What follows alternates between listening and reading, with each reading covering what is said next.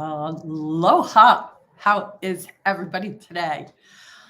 I am glad it's a Thursday. Tomorrow is a special day for me. So I'm looking forward to getting closer to it. I thought we would dive into some of what I spoke about yesterday in the live coaching.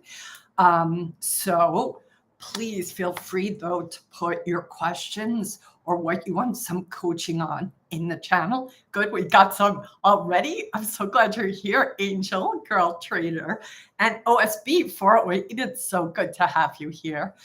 How do I know if I am a novice or a sophisticated trader? That's a great question. I feel like I'm sophisticated as I understand the lingo and the concepts, but I feel like I'm a novice because there's always more ways to learn. That's such a great question. Here's how long have you been trading for, OSB? And here is another question that I would ask you to consider. If you feel you are competent to trade in multiple styles of patterns, then I would say you would consider yourself sophisticated. But if you haven't experienced multiple ways of trading, then I would consider you a novice. So that would be my answer to that. Okay. You can ask me any other question, though, OSB. I would love to have you in the group trading. I think you would like it so much. The work that I do in there, guys, I've been a coach for 17 years.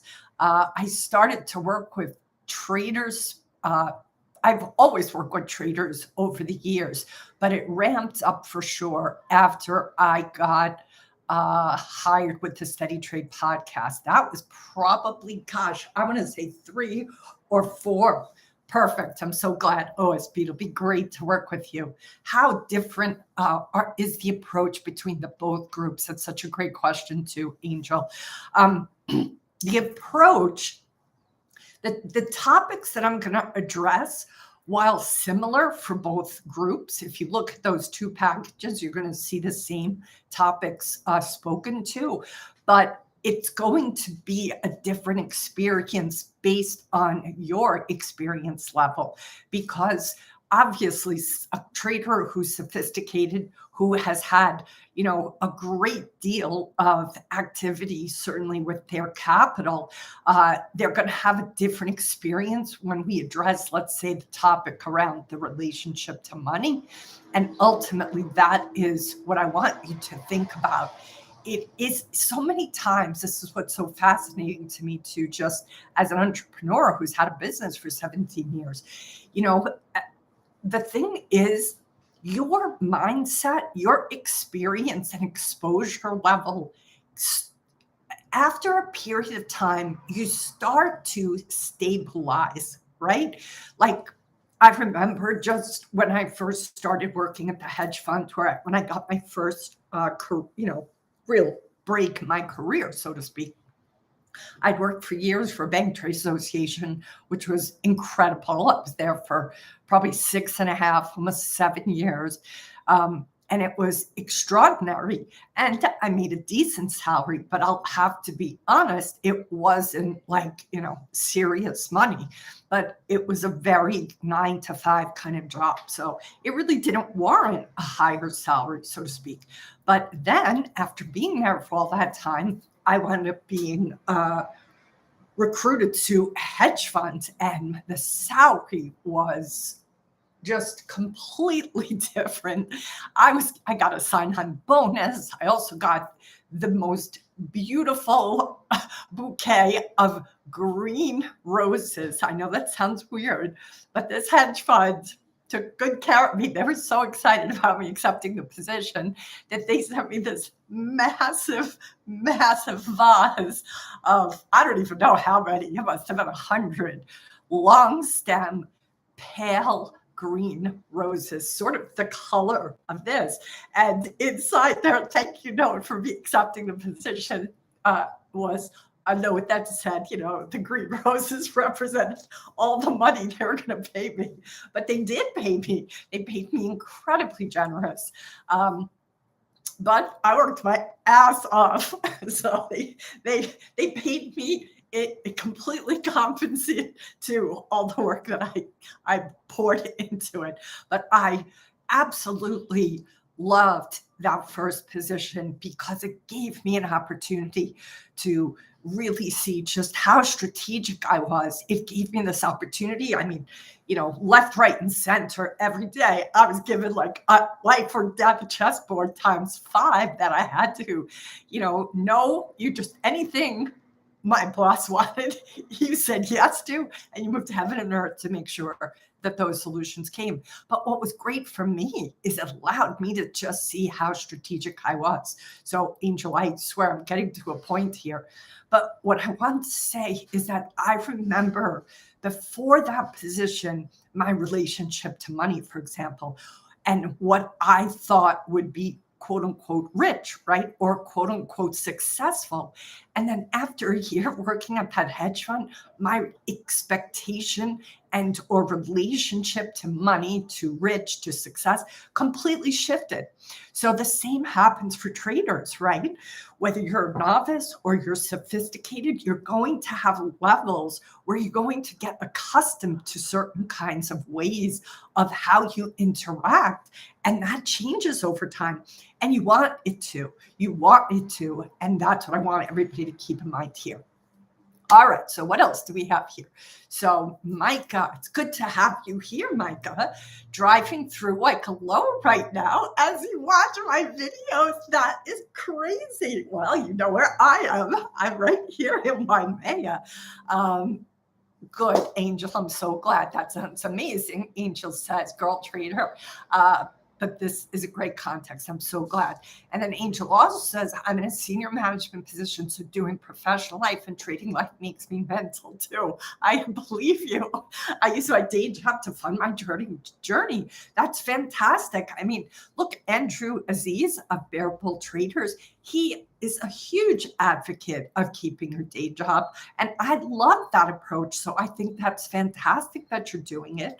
I think it's very hard as a trader. So anything you guys can do to lift up and take off some of the pressure that it brings to you organically is a good thing. So having a day job, which allows you to not have that panic or metaphor gun to your head with regards to the pressure of what you're up to, can only help your trading account.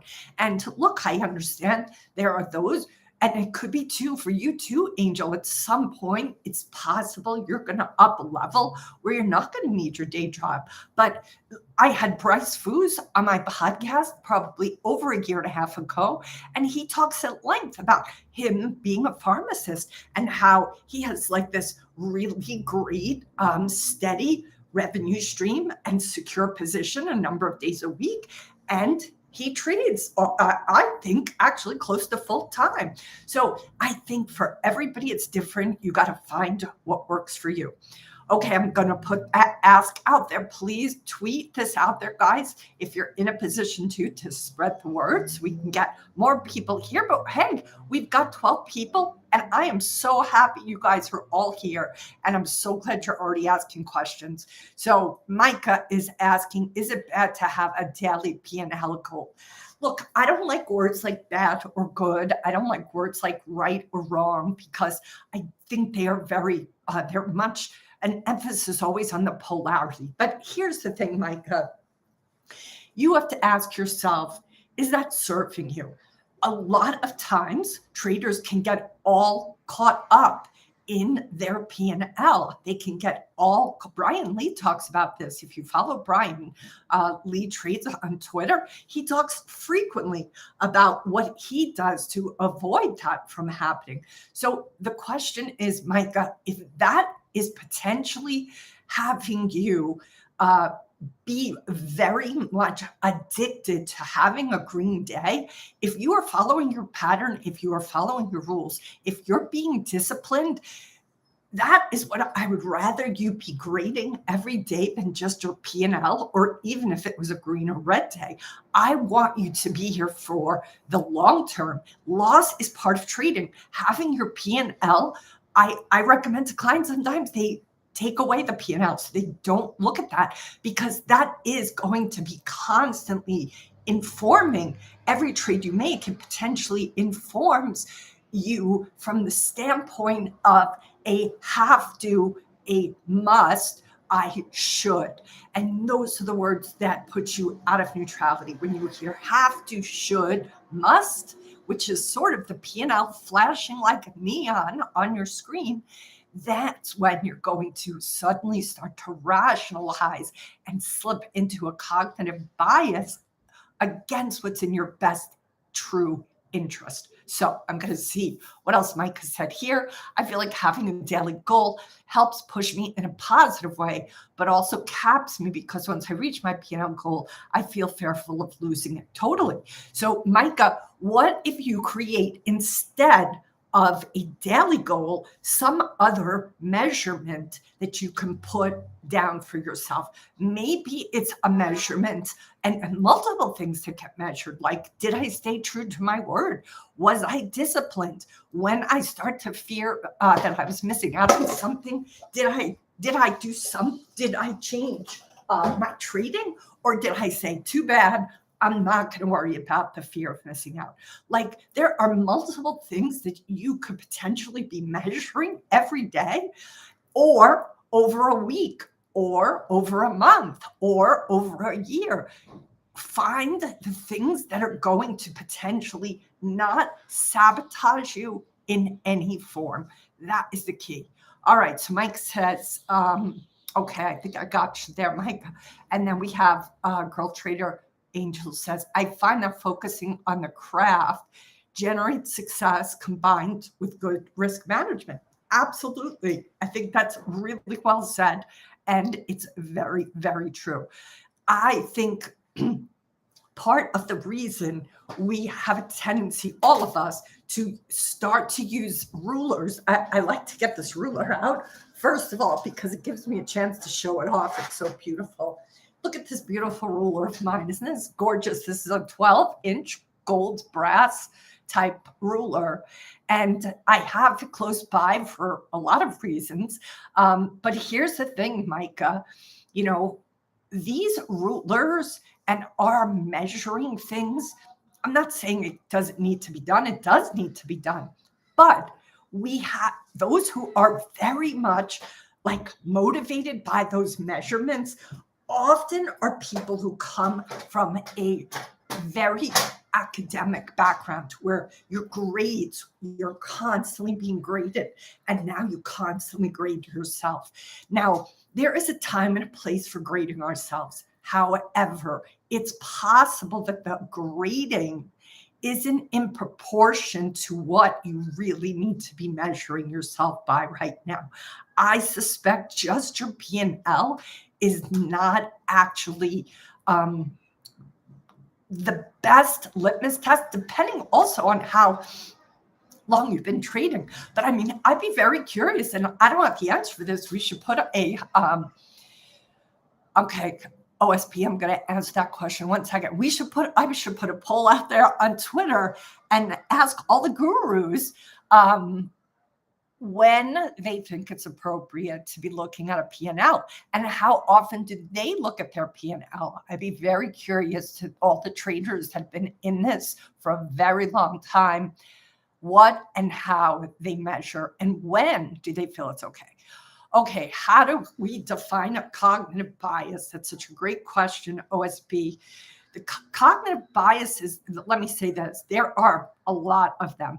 In fact, the other day, though, I'm going to pull it up on my phone right now. Dan Crosby, who, by the way, if you haven't read Dan Crosby's book, they're fantastic. His book, I'm going to mention it right now. I just have to get it up here. Hold on a second. Dan Crosby, he is on Twitter. He's also on LinkedIn. That's where I'm going now. He is a chief behavioral officer at Orion Advisors, and he talks at length about cognitive biases. But he just posted something on LinkedIn the other day that I want to speak to answer your question, OSB. So he speaks to there are hundreds of documented cognitive biases, but new research suggests that they load onto just a handful of meta beliefs. And here are those beliefs. These are the internal cognitive biases all of us have. And I want to say, especially traders. My experience is a good reference.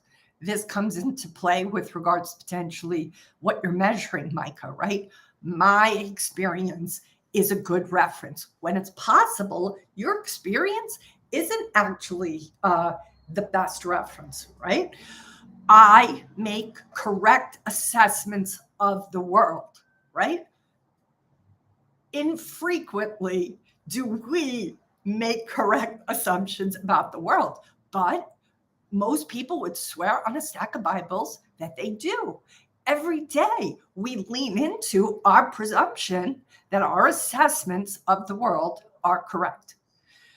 Another cognitive bias here is I am good.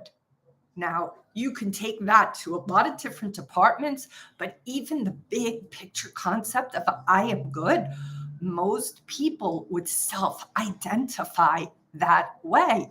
Most people are walking around regardless of how they treat other people, regardless of what they do. If you even go back to the research around those soldiers in Nazi camps, those soldiers went home each day to their families thinking that they were good.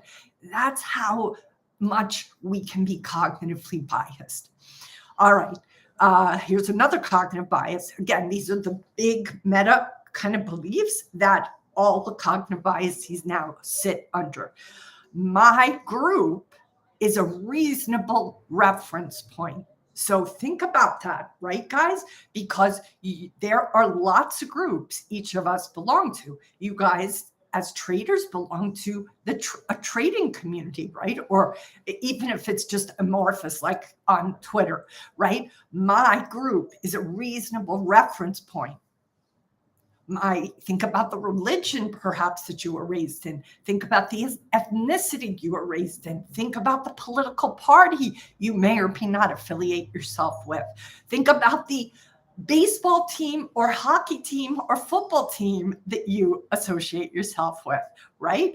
It could be like, are you a, Al Pacino or Jack Nicholson, a group person, right? Everybody thinks that their group is the reasonable reference point. That is a cognitive bias as well. The other bias is my group and its members are good. Now, I'm going to reverse that and say sometimes, especially I think in the trading community, we can say my group and its members are bad. I've heard that plenty of times on Twitter.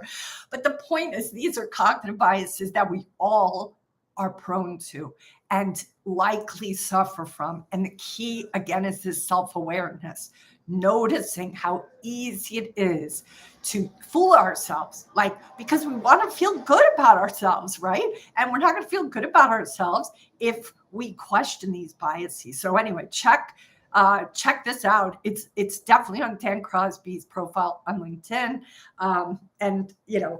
But you get the gist, OSB. All right, so we have the HT Master. How are you, HT Master? Glad you're here. I don't remember seeing you before, so I'm happy you're here. I have a model I developed, but this week I had a very bad losing streak. Also, I have a very bad habit of not holding on to big R. I close early. So let me ask you, HT, here's a question for you. What does a losing streak mean to you, right? I sometimes feel this concept of a losing streak, and I know it's just shorthand for loss after loss after loss, but I sometimes feel calling it a losing streak is a bit of a cognitive bias, in fact. Why? Because it takes the responsibility off of our back, right? We can sort of say, oh, I just was on a losing streak. No, no, no. You put yourself in the losing streak. Now, I say that not in a place of wanting you to blame yourself. I put that out there to have you not feel like you're a victim of circumstance, right? Something happened, apparently more than once, where you didn't listen to your own rules. I presume you have them. That means you were more attached to getting what you wanted to have happen in the market than you were attached to your own rules. And here is the trouble with that. If you sabotage your self-trust, it's going to be really hard for that to ever recover. Trust with ourselves, with anybody else, really has to be earned. How is it earned? It's earned because we constantly are sacrificing a short-term gain, right? Being polite, approved of, feeling like you're scratching an itch as a trader. And what happens is you deplete and completely ruin your trust to yourself, because what you teach yourself is that you're not trustworthy. It's really hard to recover that. And if you don't have trust with yourself, forget about having it with anybody else. So HT Master says, I lost 95% of trades. I could avoid maybe 20% of it. I have no doubt that that's true, but you're going to have to reestablish trust with yourself. So something is up, because even not holding on for whatever reason to the trades that you should be holding on to, that is probably contributing to that 95% of trades. So I'm very disciplined. I always enter with my model, just that I may enter knowing it is a low probability with some trades. Well, that is a little confusing to me. I'm trying to wrap my head around what you're saying here. And I'm not sure why anybody would take a trade with a low probability of it working. I wouldn't advise that. There's a whole list Tim Sykes, in fact, puts out there of the basic 8 things, the checklist that every trader has to be sure they are seeing before they even take that trade. If you are taking trades that your model doesn't sound like it's a good model, because if you're losing 95% of your trades, that tells me that model's not working. So discipline is part of this, but the bad losing streak, it indicates to me that there is an issue with the discipline and an issue with you taking trades that don't work. Because if you're going into a trade where there's a low probability of it working, that seems like an unreasonable amount of risk. I mean, ultimately, yes, discipline is important, but risk management is, I would say, in parallel importance as anything else. So I think you have to ask yourself, is that model accurate yet? Is that model fully been tested? The HT Master, I have had to make adjustments in my trading with this market. So that's a really good point, Shane. It's possible that right now, what worked before does not work in this environment. But this can also be a cognitive bias. It always worked before, and okay, I get it. But if it's not working now is what counts, right? And it's easy to be in the what used to be. And this is when it comes down to some of the work I've spoken to by Byron Katie. Her book and her teaching is called The Work. I go to the work. I think it's thework.com or thework.org. Let me just check that quick. Work.com. And you can print up for free the 4 questions on her website. I would definitely do that. Ultimately, Byron Katie, speaks to how often we fight and argue with reality, that we will come up with story after story after story so that we can stay exactly in the belief or the story that we have written for ourselves. And that is one of the most game-changing breaking up cognitive bias, is when we are able to be with hard truths and or the reality. And that's part of what I put out this morning, guys, about these small groups. Like, I spoke to I think it was actually during one of these live sessions where I was talking about it wasn't my first surf lesson. I said it was my first surf lesson, but it wasn't actually, because it was my fifth surf lesson. And it was here in Hawaii. I was on Oahu at Waikiki, on Waikiki Beach. And I was with, a veteran water boy, surfer guy who was, just trying to get me on a bigger wave. And Waikiki Beach, the break, it lasts forever. So, if you're a beginner, it's really great because you're able to stay on the board because it has such a long wave. And I work with him all day. And at some point, I wound up throwing up because I was so exhausted from paddling out, and that paddling out, like, I did a lot more paddling out than I did surfing that day. But that's the way it goes with surfing, right? You as soon as you're up on the board, you fall down or you get into shore perhaps, and then you have to go back out again, right? So most of your time is not in the sexy part of standing on the board. Most of the time is spent exhaustingly paddling yourself all the way out into the ocean. It's a great spot, isn't it, Angel? That Waikiki Beach. So the key here, guys, is trading is going to be a lot of paddling out and waiting for the wave. And the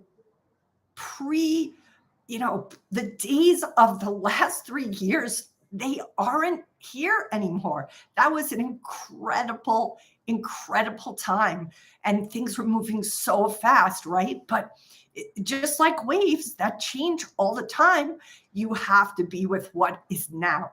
And a lot of surfing, right, at least for me that day, was throwing up. Like, I threw up because I was so fucking exhausted that day.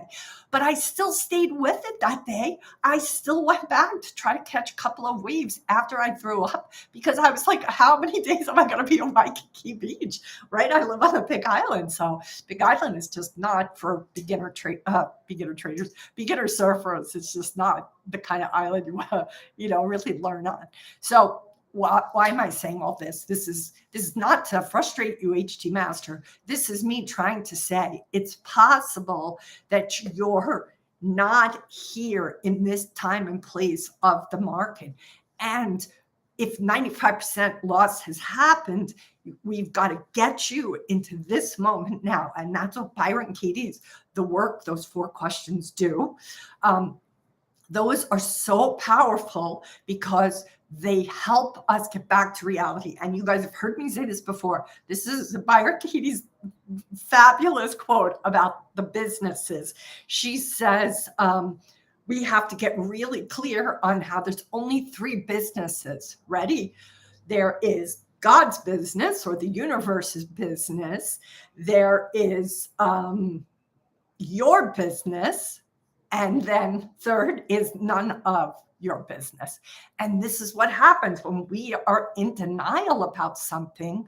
Often we're in business that is nothing to do with us, right? What the market does or doesn't do is none of your business. Only business you're responsible for is your business. And that is what you have to double check, triple check, quadruple check. Talk to a colleague you trust. Talk to a friend you trust. ask me, talk to somebody that you feel like is going to be a straight shooter with you, right? So why did I post that about the throwing up? Because hard truths are like that. They make you want to throw up, right? And that's what I was warning people. Like, I would love everybody to come into this group coaching, but I don't want people to come there who aren't 100% ready to take responsibility for their trading, because it's not going to do you any good. I don't want to take your money. If you are coming from a place of taking 100% responsibility for your trading, then this group is for you. But if that is not you, then you're going to have to go do some work on yourself before you come into this group, because hard truths are going to fall. And unless you are ready to catch them, what's the point of doing the work on yourself, right? All right. HT Master says, everybody's saying it's a great sport. Thomas said suffering. I think that means with perhaps the market. I'm glad you love the analogy, Angel. Surf is life for you. I'm so glad. I have no doubt it is. I don't really surf, to tell you the truth, Angel. I wish I could surf more, but I just, I'm swimming now at 5:30 on Monday, Wednesday, Fridays, but I'm not surfing, so that's too bad. All right, HT Master, what do you say here? What would you say could be reason for not holding trades enough? I can't use a fixed risk as market is giving different. So I would say look, it sounds to me, it's possible you're not holding your trade long enough because you're not sure what's going to happen, right? I mean, sometimes it's appropriate to not hold a trade long enough because you have fear, and that fear possibly is warranted. The times when we're afraid to hold true to something is when we aren't really with a clear trade plan that has rules at every step of the way. If it goes to here, I'm doing this. If it goes to there, I'm doing that. If you don't have that clarity, that certainly would force you to pull out because you're like, I don't know what I'm going to do if this happens. You need to know what you're going to do before you take any trade. You should actually have gone through every specific possible scenario. If it goes up, if it stays the same, if it goes down, like, you have to think through all of those things before you even freaking take the trade. And if you're not doing that, that could be part of why you're pulling out too soon. If you are 100% clear on all the different things you're going to do, if those price show up and you're specific to your strategy, and you're still coming out, then I would get really curious about what happens for you when things go your way. Sometimes it's because we have shame attached to loss. Sometimes we even have shame attached to success. So I would say, of all that I've just spoken to, pull that apart for yourself, see what you think comes up. All right, Dale loves a saying I said, but I probably said it 5 minutes ago, Dale, so I'm not sure what it was. Maybe it was the Byron Katie 3 businesses, which is just hot stuff.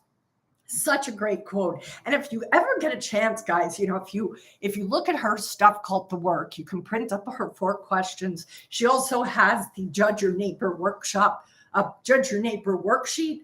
If sometimes when you do the 4 questions, before you do the 4 questions, you have to kind of go back and really fill out this great worksheet that's called Judge Your Neighbor. And it allows you to pour down, all your judgments, either about a person or a situation, or about the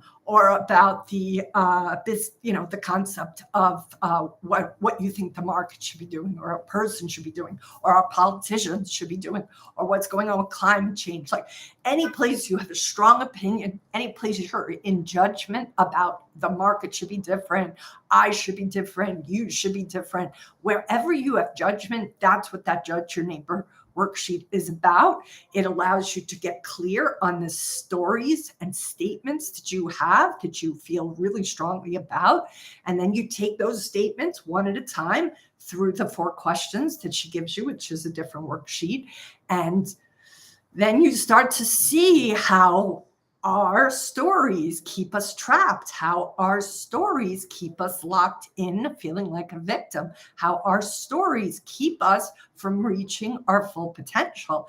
And part of what's so fascinating about Byron Katie's work for me personally is that even in the midst of a lot of resistance, when you start to really take a look as neutrally as possible toward yourself about these beliefs and stories you are so attached to, it already starts to loosen up. You already start to disengage from that story because you realize that it's just a story, and yet you have made it to be the penultimate, thing of all things. Actually, I think I used that word out of turn. I just learned that penultimate doesn't mean what I thought it meant.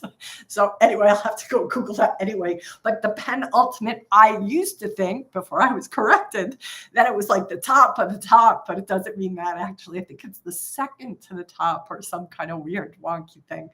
All right. I don't see any other questions. Lay them on me, guys. Places that you want to address. They can be trading related or not. They don't have to be. But tell me what else you want to address and what you want to speak to, and I will take it on. And if you want, to give me more clarity, HT Master or anybody else for that matter, feel free. And also, a couple of things I want to give you guys. I think you guys already have the links to the small group coaching. It's going to close tomorrow, guys, 5 p.m. Eastern. So here is the link. This is the link for the novice traders and a link for the sophisticated traders. All right, so HT Master is asking, do you advise meditating and imagine ourselves losing and managing trades? Yes. Okay. So, and then Angel is saying here about meditation and going into the body. I'm not sure what you're talking about, Angel, with that question, but I'm sure you'll follow it up. So I do recommend meditation, and I recommend, and in fact, that's what I was going to do today with you guys, to take you through kind of like a meditation. So I think I'll shift into that in a minute, but I just want to say a little bit more about that HT Master. So here's the thing. Yes, I think it's important to learn how to meditate, but I also want to make sure that the meditation anybody does is one where they are perhaps listening to people who have worked with a variety of people. HT, you weren't here yesterday, but I advocated 10% Happier. That is an app created by Dan Harris, and you can get it for free, or you can pay $100 a year for access. It has such a great beginner function for beginners who have never meditated before and who are very distracted by the monkey mind, as it's called. So I would say, yes, I would love for you to plug into meditation, because it is ultimately about noticing how much noise each of us are, enduring in our head. And when it comes to this concept of imagining yourself losing, what I would say is I wouldn't advocate so much imagining, although it may feel like I'm splitting hairs here, but I would serve the emotional fallout of a loss for yourself, because there is possibly, and even a success, it's possible that there are triggers attached to that. Yesterday, if you listen to this conversation on the YouTube Live I talked about the concept of shame and how often when we're afraid to win, or even afraid to lose, and even when we're afraid to win, we can have shame come up. We can absolutely have discomfort, physical discomfort come up for us, regardless of whether it's success or it's failure. And the key is being in tune and feeling the feelings attached to that. So it's not so much that I want you to spend a lot of time imagining it, but I want you to drop into your body and physically feel where the experience of loss shows up for you. So that I would recommend HT Master, but that I would call it. And in my book, Transforming Wall Street, I talk about my 5 practices. Emotionally non-resistance, that is emotional non-resistance is one of my practices, and that I do advocate. And the teachers that I've talked a lot about, Raphael Kushner, his book is The One Thing Holding Me Back. That book will certainly give you an example of how to walk through it. I do it here on the YouTube as well. And I'll do it the next time you come. If you want to do it, we can all do it together, or I'll do it today if there's enough time. I noticed that there's a lot of questions that just came in. So meditation itself is different than surfing your internal emotions. They're 2 different experiences. One of them is going to start to physically get triggered, and meditation ultimately, not that you won't potentially have your body get triggered too, but it's different exercise to begin to not identify with your thoughts versus you going into the physicality of emotions that perhaps you haven't felt. They're 2 different skill sets. They're 2 different practices. I think they're both important. They both have a time and a place. So I hope that answers your question. All right. And then, yes, Girl Trader / Angel, we talked about the going into the body, and I'll do that. I'll do that right now. We still have a little bit of 15, 20 minutes left. Okay, OSB says, I feel it's been helping me keep losses small. That's fantastic. Now, OSB, let me just check. What has helped you keep your losses small? Is it the practice of surfing the hard to be with feelings? Just give me clarity so I'm clear. And Tina says the same. It's good to have you here, Tina. Started doing that a couple of weeks ago. It has helped me from getting into crummy trades and over trading. Excellent. And OSB, everybody's so supportive to each other here. I love that, OSB, that you're giving Tina a nice shout out and that you're so proud of her. It's just nice to have people that are proud of us. It's a good feeling. All right, let's take this little journey into our body, guys. I'm going to just recommend, obviously, Micah, I think it was Micah who was driving. Micah, if you're still driving, don't close your eyes. But for everybody else that's in a position to, and if you're not driving or in any kind of precarious situation, like hiking the side of a mountain with a lot of 6,000, cliff drops, I want you to close your eyes. I'm going to close my eyes too. And I want you guys to imagine that you're taking the elevator from your head down into your body. What we're doing now is giving you an opportunity, and the roosters are happy we're doing it. You can hear crowing in the background. What we're doing is we're giving your body a chance to have you listen to it, right? So our intellect, our mind so often kind of hijacks our attention. But ultimately, what we want to do right now is say, thank you, mind. I'm going to give you a little rest. I'm going to give you a little bit of a breathe right now because I want to see what my body has to say. I want to see what my body is feeling. So I want you guys to just take that metaphoric elevator from your head down into your body. And I want you to first just keep breathing. Make sure you're taking in oxygen. If you notice you're holding your breath or that you're breathing shallow, don't make it wrong. Just notice, I'm going to take a deeper breath on the next inhalation. And on the exhalation, I'm going to let that be long and robust too. Then I want you to start to notice what is happening in your body right now. It's 7, whatever it is, 30 Eastern time, whatever time zone you're in, you've been going, unless you're calling from, tomorrow in Australia or the UK or something. I want you to just tune into how your body feels. Do you feel any tension? Do you feel any relief? Do you feel any tightness? Do you feel a contraction? Just notice. Now I'm going to open my eyes to just see if there's any comments in there.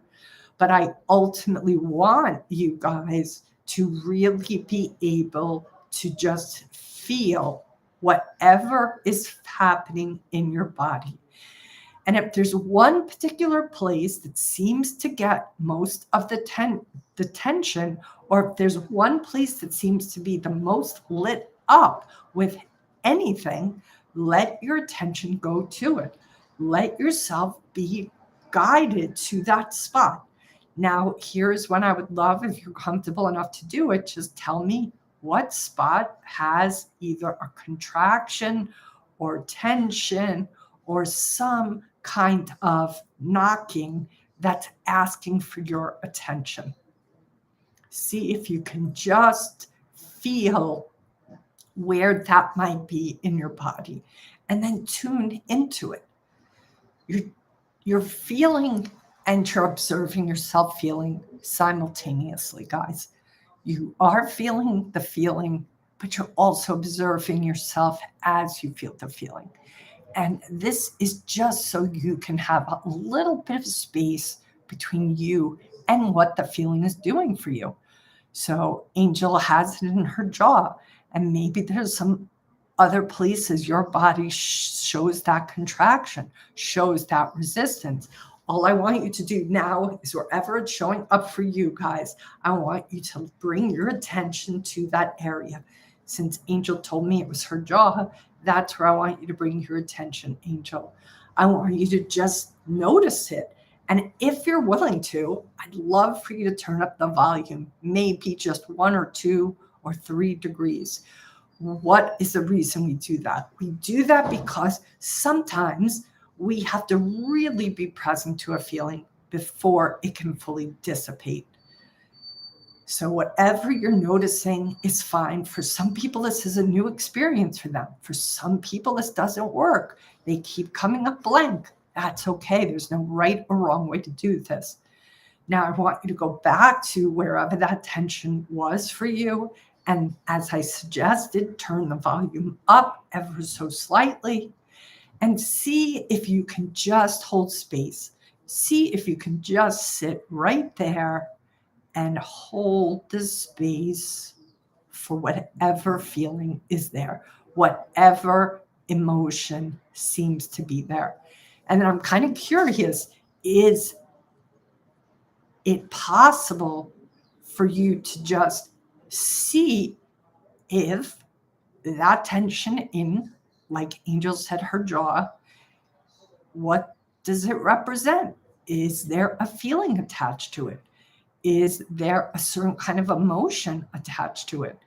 Angel, if you're in a position to speak to that, please do. And if not, that's okay too. Ultimately, what we're looking for is to commune with this tension, commune with an area of our body that ultimately is just needing our attention. When our body doesn't get our attention, what happens is a lot of the feelings that we have that are unpleasant, they don't go away. They just go deeper into the basement, but they're still operating behind the scenes, but in a less conscious way. So I want you guys to see if you can just allow this practice of being with tension in the jaw. Maybe it's in your back, maybe it's in your neck, maybe it's in your hands, maybe it's in your fingers. The back of the body, that's what Thomas feels. Right now, it sounds like Angel's holding like a pensive state. All of these are part and parcel of connecting to the body. And so I want you to still stay connected to your body. And I just am curious if it can be told in a way that you can communicate to your body, hey, I got you. I'm here. I'm not going anywhere.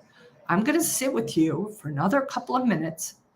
And if you're unable to shift or move or transform, that's okay.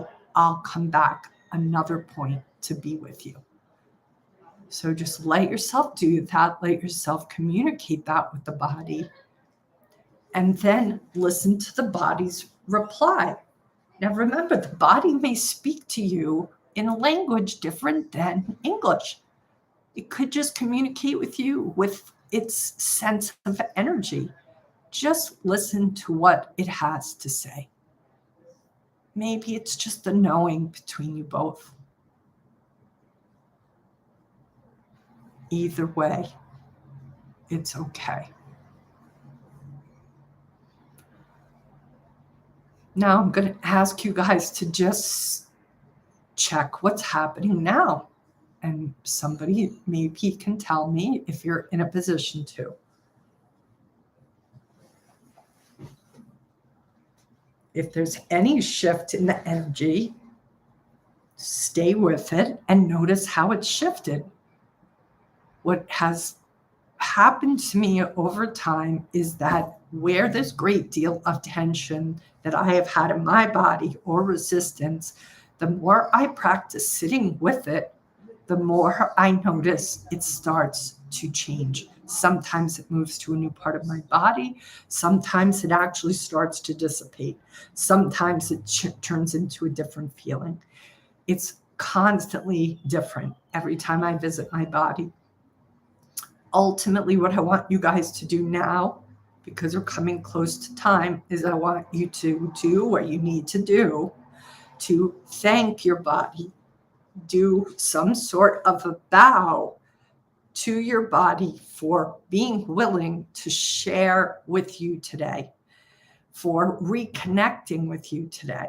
And if your body didn't, and if it felt like this didn't really work for you, thank your body anyway, because it's possible your body is not sure you mean it. Your body might be like, do you really want me to let you feel what I feel? Because you're not usually paying attention to me. That could be the case too. None of these things are wrong. They're just potential variables that could be happening. So do what you need to do to thank your body. And before you bring this to a close, see if there's anything your body has to say in return. See if there's a message that the body is putting forward to you. And just listen.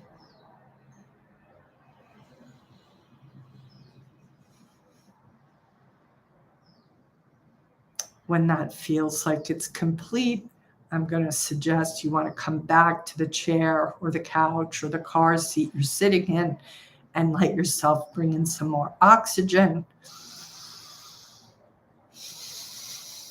Taking a nice deep inhalation, preferably through your nose, and let yourself come back to the chair you're in, come back to wherever you're showing up, and let yourself slowly come back to this moment, this time, opening your eyes and just noticing what it physically feels like now inside your body. What does it physically feel like now in that area that first showed you that there was something afoot there? And if you're comfortable sharing, please do. Now, that was an abbreviated version, and I'll remember to do that if you guys want me to in another session at the start, so we have more time with it. I moved through it a little bit quicker than I would like to because I knew we had a limited amount of time at this point in the day. But that exercise is an exercise I learned from Raphael Kushner, and the other person that I speak about a lot is Dr. Peter Levine, who wrote a book called Waking the Tiger. And the both of them and their techniques have been very life-changing for me. And learning how to surf these hard to be with feelings inside of our body can be completely game-changing. And so, HT Master, you spoke earlier about this concept of imagining a loss. It's not imagining the loss that is probably going to serve you as much as it's a feeling of the loss that will serve you. Because when we let and practice physically feeling the hard to be with feelings, what happens is we start to shift them. It's the avoidance of those feelings that kind of keeps us on the leash. So, okay, that's really great to hear, Girl Trader, that her jaw relaxed, and I asked it to relax and gave my body a pass to let go. Beautiful. Well done. I'm so happy you did that. And I'm so glad that you communicated so clearly with it. Now, that's just one example, right, of an opportunity to connect with one area where there was tension in her jaw, and then being able to just move into a place of less tension. Now, remember, a lot of us have tension for years that we haven't ever felt or been with. So you want to go very slow with this practice. You want to go gently with this practice. And what I love is a catchphrase that Raphael taught me, which is you want to go as fast as the slowest part of you can go. What that means is you don't want to, jerk yourself around and grind yourself feeling hard to be with emotion. I was telling you guys yesterday about G. Gordon Liddy, how he tied himself to a tree overnight in a lightning storm so that he could get over his fear of lightning. I don't want you to do that. I don't think it's healthy. I think that's kind of like a little bit of madness if they're doing it like that.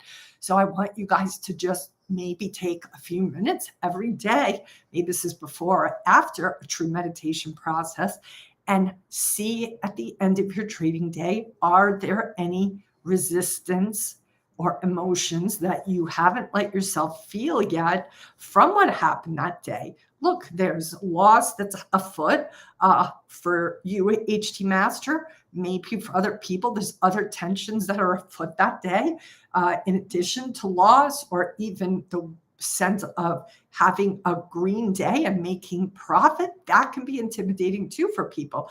So just stop and pause, perhaps keep it in your journal, which you guys should all be doing anyway, about all your trades, so you can really track yourself.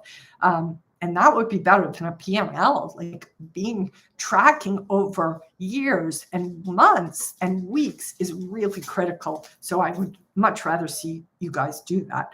But here's the thing, learning how to be with these hard to be with feelings, a couple of things are going to happen. A couple of things are going to happen. One of them is you're going to desensitize yourself to being a feeler of your feelings in the first place, which is pretty important because we're all human beings and all human beings need to feel their feelings. How you feel the feelings, when you feel the feelings, and the journey through them, you can control. But having feelings you can't control. They're going to come and go just like weather patterns. That's why this is so important for you guys to get into the practice of how to do this in a healthy way. All right, OSP says, what do you do if your tense area relaxes and then it tenses back up again a few minutes later? That is so common, OSB. So what you do is it just is telling you that tension is still needing some of your time and sitting with it. It's possible that area that relaxed for this meditation or for this few minutes that we did it actually has a backlog of tension it needs to express, it needs to feel. So the key is to just say, oh, I see you like discharged a little bit, but there's more to be discharged. So I have to go to the next level and feel your tension. And that next level, like most of us have backed up log of emotions and feelings for decades.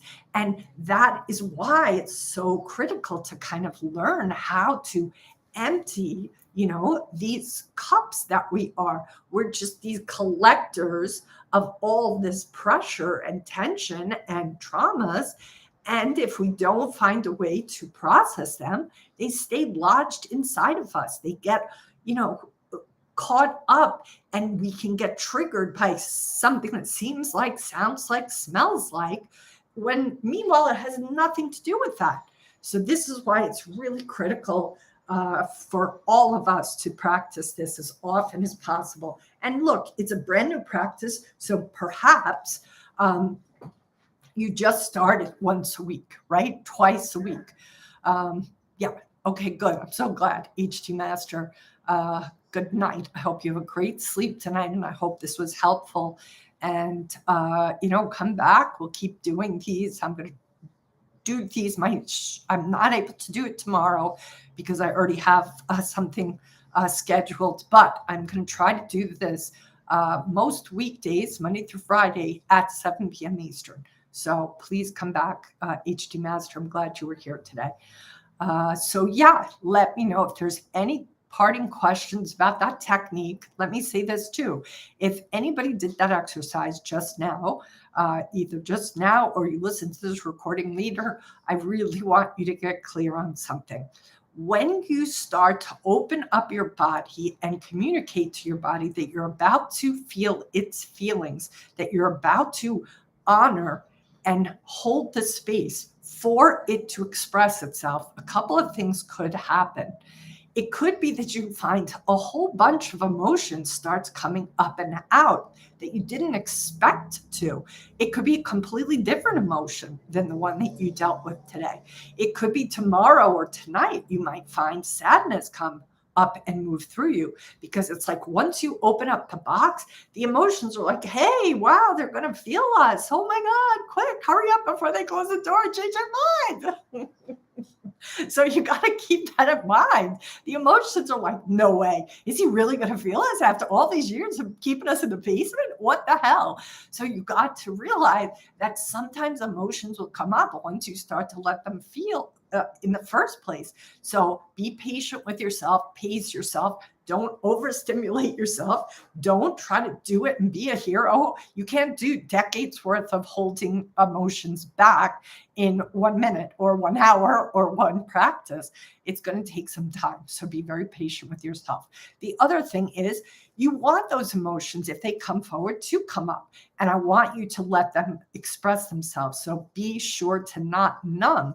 I would say take 24 hours off of whatever you use to numb, be it booze, be it pot, be it, trading. Like everybody does something to not be with hard to be with feelings. We all numb. So whatever your choice of numbing device is, avoid it for 24 hours. Why? Because if these emotions want to come up and out, we want them to. But when you numb, you have a tendency to not feel feelings. And that's why I want you guys to now start to, you're introducing to your body that you are actually willing to feel these old kind of backlogged emotions. So you don't want to shut down the door for them to actually come forward. All right. So remember, tomorrow, my small group coaching for novice traders and sophisticated traders will close 5 p.m. Eastern. I really hope you guys will come and join me there. I think we're going to have a phenomenal time. And it's 6 weeks, so it's going to be really intense. We're going to move quickly, and you'll be done before you turn around. So let me know if you guys have any other questions before I say hasta luego. And I really appreciate everybody sharing what they shared today. These only do well because you guys have such great questions. So keep them coming.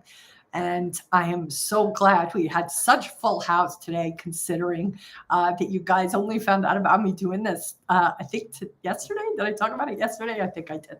So thank you, Shane. Thank you, Tina. Thank you, HD Master, OSB. Angel, also known as Girl Trader, Tom, and who else is here? Micah, who's parked in Waimea now, but but I'm working, so I still can't close my eyes. That's okay, Micah. You can do that when you get home. You can listen to the recording and do it when you have some privacy. And Dale, I'm glad you were here too. And Thomas, I think I said you, Thomas, already. Yeah, this is a good group today, guys. You rock. I love you all so much. And I will see you next week on this YouTube channel. All right, guys. A hui ho until we meet again.